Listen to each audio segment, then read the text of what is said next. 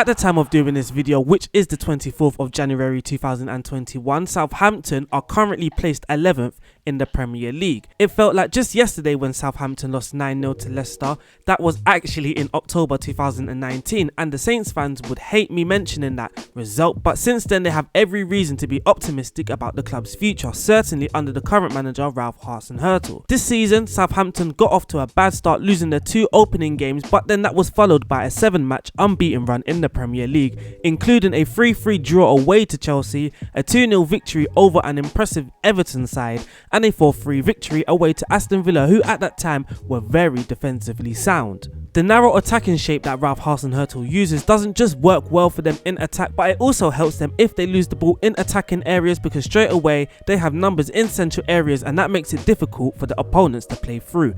Southampton are very well drilled under Ralph Hasenhuttl, and because of this it makes it difficult to pick a performer who sticks out. Whilst Danny Ings is likely to be identified as the key player by most, James Ward-Prowse is certainly equally as important. He's played the most progressive passes so far for the Saints, 83, played the most key passes, 27, which would be ranked 17th in the Premier League, and the most passes in the final third for Southampton, 90, so it's clear the set piece specialist is the playmaker.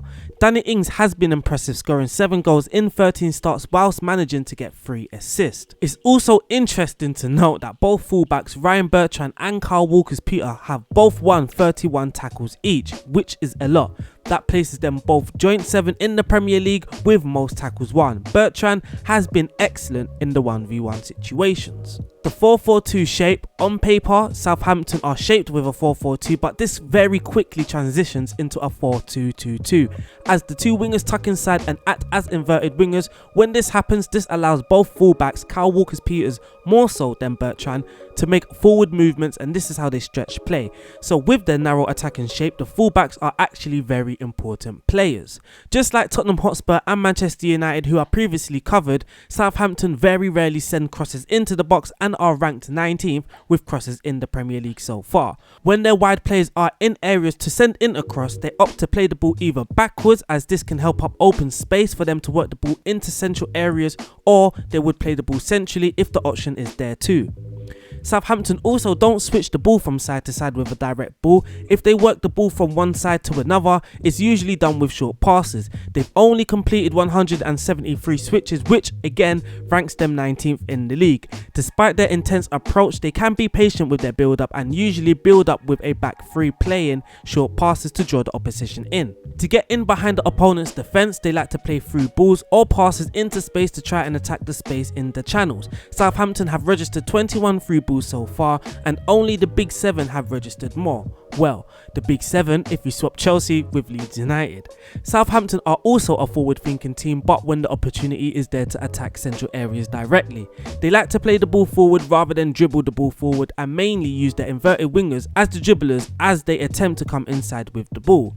Moussa Djenepo has been Saints' most effective dribbler so far, creating shot actions 8 times with his dribbles. That's the 6th best in the league. Southampton would much prefer to overload in the central areas and work the ball into the box. This is how they create most of their shot actions, but it's worth noting that so far this season, set pieces has been kind to them, and thanks to James Ward-Prowse, they have scored 5 times from dead ball situations. Despite their narrow shape, the fullbacks are used pretty often in build-ups, as Saints often use their wider areas to start their build-ups. Kyle Walker-Peters so far has 1,288 touches of the ball, which is the 3rd most for Southampton.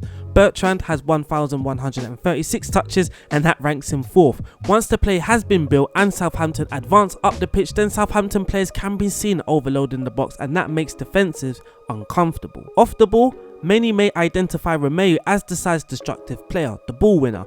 Actually, he's currently ranked 4th with the most tackles made in the Southampton side, and more surprisingly, James Ward-Prowse has 1 more tackles so far. Kyle Walker-Peters and Ryan Bertrand, who have made the most tackles for the Saints, 31 each, are currently the side's top tacklers. Walker-Peters puts slightly more pressure on the opponents, therefore completed more interceptions than Bertrand, but Bertrand is a very good 1v1 defender and has been dribbled past less. Hasenhuttl's men like to press and are one of the best at it in the Premier League at the moment. moment. They have successfully pressured the opponent 865 times, and they often operate in a mid to high block to stop the opponent's playing, and most of Southampton's pressures so far have come in the middle third. 1,202 times they have pressured the opponents in the mid third, and Southampton so far have made the most tackles in the mid third in the Premier League. This isn't purely because of the mid block, as the Saints have been very aggressive this season. They have tackled 138 dribblers, which is the most, but because of their aggressiveness, they have been dribbled past the second most in the league, 241 times. Southampton are very good at reacting to loose balls too, and this could be because of their narrow shape. Players are close to each other, and this can be helping Southampton recover loose balls. They have recovered the ball 1,956 times, and that's the most, equaling with Liverpool. Another reason why Southampton could be great at recovering the ball is because of the work that advanced players do. When the opponents are trying to build, Southampton can be seen setting pressing triggers to try and force the opponents to play loose or long passes for the defenders to recover possession, and this is how they often pressure and recover. One last thing about Southampton when out of possession is their fouling. Some may not be a fan of this, but Southampton can be seen giving away cheap fouls as a tactic to stop the opponents from playing. They have given away 227 fouls, which is a higher number compared to others in the league. So we are now going to look into Football Manager 2021 to basically check the results and also look at my recreation. So here we go.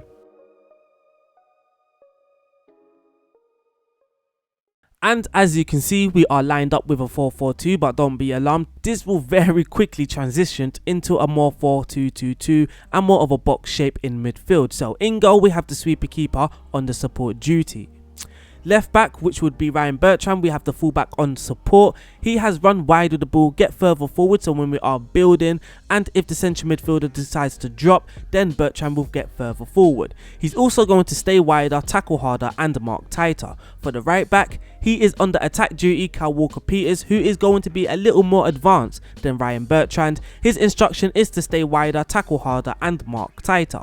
For the central back partnership, we have two central defenders who are on the defend duty, but the left central defender has to take more risks to try and play the more advanced forward to try and break the lines in our build-up. On the left flank, we have the inverted winger on the attack duty. He is going to be sitting narrower. Now, this is where Musa Djenepo could play, and like I said earlier, this is the player that dribbles a lot. He's currently ranked 7th with creating shot actions with his dribbles, so I decided to give him the attack duty to try and make him dribble more, be more aggressive with the ball, try and create those shot actions.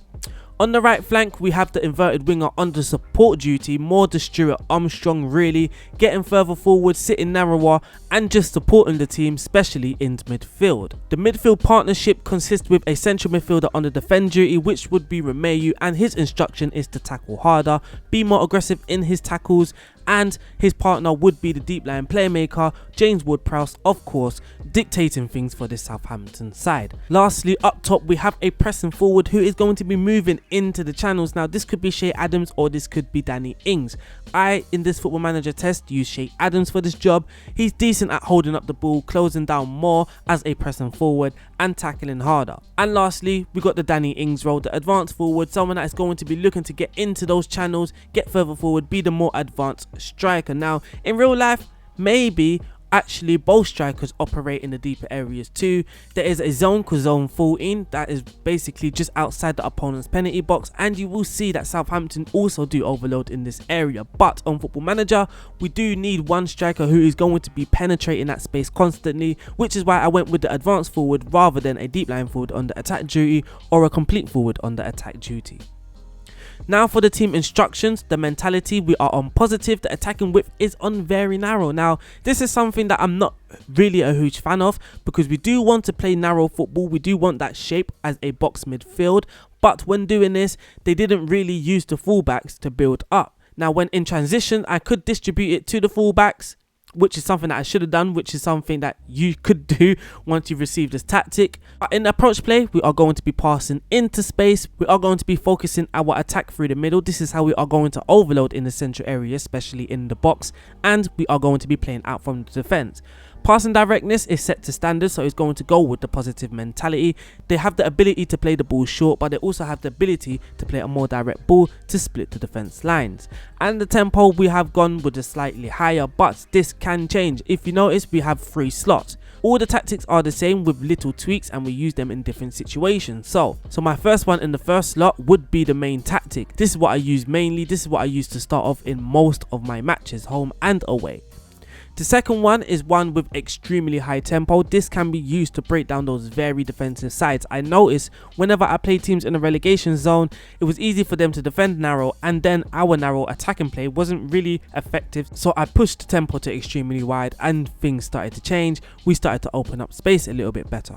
And lastly, when we are playing the big sides away, Liverpool, Manchester City, Arsenal, Chelsea, those type of teams, again, we have increased the tempo. We've also increased the time wasting a little, just sometimes, and in transition, we are going to be regrouping, just basically getting back to our 4-4-2 shape, making it more difficult for the opponents to break through. But in the final third, we are also going to be working the ball into the boxes, trying to not send those crosses in, because Southampton don't send in crosses. If they do send in a cross, we want it to be a low cross. In transition, when the possession has been lost, we are going to be counter pressing, and when the possession has been won, we are then going to be making our counter movements. In possession, when the goalkeeper is distributing it, he's going to be taking short kicks. I should have distributed it to the fullbacks. I'm not exactly sure what my thinking was distributing it to the centre backs, but it should be on distribute to the fullbacks. Out of possession, we are defending with a higher line of engagement with a standard defence line. This can create sort of a mid block. Defensive width, we are going to be forcing the opposition out wide. For the marking and tackling, we are using tighter marking, extremely urgent pressing intensity,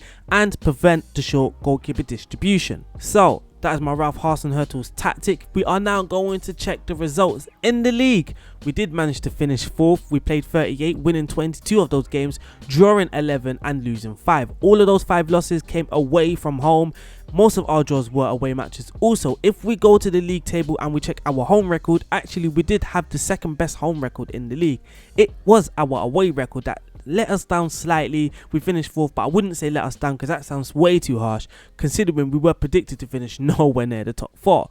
The standout performance, Danny Ings, he managed to score 18 goals. Jane Ward-Prowse managed to get 18 assists. Romeo got 11 yellow cards. Fraser Forster got the most clean sheets in the league. You will be surprised I started Fraser Forster over Alex McCarthy.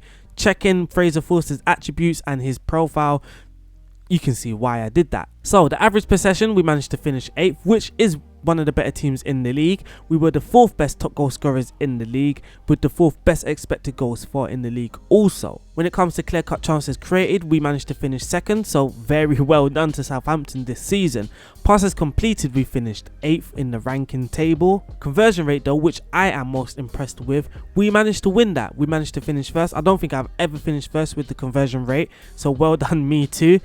Conceding, our defensive record, we had the 3rd best defense in the league, but we also had the most clean sheets in the league. Defending from corners was horrible for us. We managed to concede 6 from corners, so that is something that we should be looking at. But when it comes to possession, we won possession the 5th most in the league. And another rewarding statistic we can see here, Southampton finished 3rd with interceptions.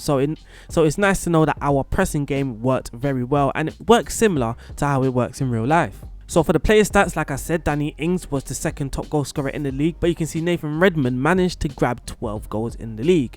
Danny Ings did finish the season with the most expected goals for also. Just to show you how James Ward-Prowse is important to this system, you can see for the key passes, James Ward-Prowse finished 3rd. He's also got the most assists, but he also did create the most clear-cut chances in the Premier League. So he is effectively the biggest creator in the Premier League in this test. And finally, for the player statistics, you can see Ryan Bertrand finished 5th with most tackles won. So again, another pleasing result. You want to at least achieve similar results to what the team are achieving in real life. So that is it for this video. I hope you guys enjoyed it as much as I enjoyed recording it for you guys. I hope you guys use this tactic. If you have any questions, make sure you leave them in the comments. If you have any recommendations for which tactic I should do next, again, leave that in the comment. It has been RDF. It has been a pleasure. Make sure you subscribe to my channel, leave a comment, leave a like. It helps out a lot. So I will see you soon. Stay safe. Peace out.